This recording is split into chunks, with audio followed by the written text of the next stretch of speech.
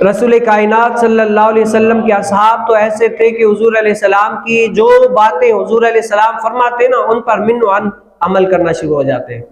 حضرت سیدنا ابن مسعود رضی اللہ تعالیٰ عنہ یہ وہ صحابی رسول ہیں کہ جو 4 صحابہ کرام ایسے ہیں کہ جو بہت سونا قرآن پاک پڑھا کرتے تھے، ایسا تو خوبصورت قرآن پڑھتے، ایسا تو خوبصورت قرآن پڑھتے کہ حضور علیہ السلام بھی ان کو کہتے ہیں کہ آؤ بیٹھو مجھے قرآن کریم فرقان حمید سناؤ۔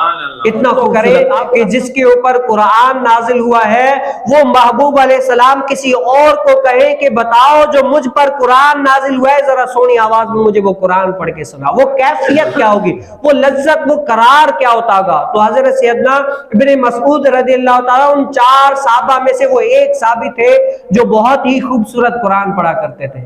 اور حضور کریم صلی اللہ علیہ وسلم اپنے اس صحابی سے بڑی محبت بھی کیا کرتے تھے۔ ایسی کہ رسول کائنات صلی اللہ علیہ وسلم فرماتے ہیں کہ جو ابن مسعود میری امت کے لیے محبوب کرتے ہیں، پسند کرتے ہیں نا، میں محمد صلی اللہ علیہ وسلم بھی وہ اپنی امت کے لیے پسند کرتا ہوں، اور جو ابن مسعود رضی اللہ تعالیٰ عنہ میری امت کے لیے ناپسند کرتے ہیں چیزوں میں سے، تو میں محمد صلی اللہ علیہ وسلم بھی ان چیزوں کو ناپسند کرتا ہوں۔ اتنی تو اپنے صحابی سے محبت۔ ایک مرتبہ یہ جو صحابی حضرت سید ابن مسعود رضی اللہ تعالیٰ حضور علیہ السلام کے ساتھ ہوا کرتے تھے، کہیں جاتے حضور علیہ السلام جہاں جاتے ان کے پیچھے، جہاں جاتے ان کے ساتھ، حضور علیہ السلام کے ساتھ ہی ساتھ ہوتے، اور ان کی عادت تو ایسی تو خوبصورتی، اللہ رب العالمین ہمیں ان صحابی کے ذریعے سے ہماری تمام نیک و جائز دعائیں قبول و مقبول فرمائے۔ کیا ہے، ابن مسعود رضی اللہ تعالیٰ جب حضور علیہ السلام کے ساتھ جاتے نا تو حضور علیہ السلام کہیں رکتے، کہیں کوئی کام ہوتا تو کیا ہے وہ اپنے نالین مبارک، چپل مبارک حضور علیہ السلام اتار رکھ دیتے نا، لیکن ابن مسعود رضی اللہ تعالیٰ ایسے تو صحابی رسول تھے کہ حضور علیہ السلام کے وہ نالین مبارک، چپل مبارک اپنی جھولی مبارک میں رکھ لیتے تھے۔ کیا ہے، جھولی مبارک میں رکھ لیتے تھے کہ یہ کسی عام بندے کے نالین مبارک نہیں ہے، یہ دونوں جہاں کے تاجور صلی اللہ علیہ وسلم کے نالین مبارک ہے۔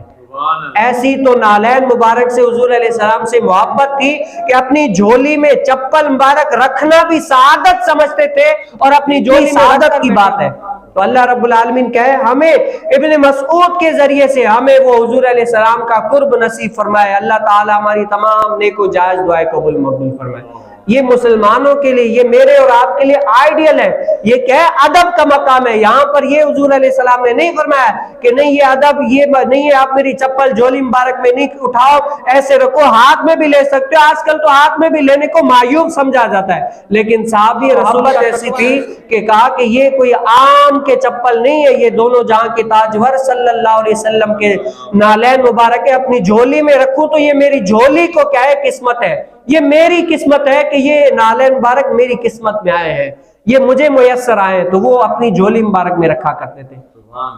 میں جب یہ حدیث مبارکہ پڑھتا ہوں نا بخاری شریف میں، تو اس کے سامنے نیچے میں نے بریکٹ میں لکھا ہے کہ یا اللہ ابن مسعود رضی اللہ تعالیٰ کے ذریعے سے میری دعائیں قبول مقبول فرمائے۔ ہمارے پاس تو ایسے اعمال نہیں ہے، نہ ہمارے پاس تقوی ہے، نہ ہمارے پاس نیک و اعمال ہے۔ اے محبوب، جو تیرے محبوب علیہ السلام، اے اللہ جو تیرے محبوب علیہ السلام کے پیارے ہیں نا، ایسا ادب کیا ہے، ان کے صدقے میں ہمیں بھی مقبولین میں شمار کر لے، ہمیں بھی ایسا ادب کرنے کی توفیق نصیب فرمائے کہ جب آخری وقت آئے نا حضور علیہ السلام کی سنتوں اور دین متین کی خدمت میں گزرے۔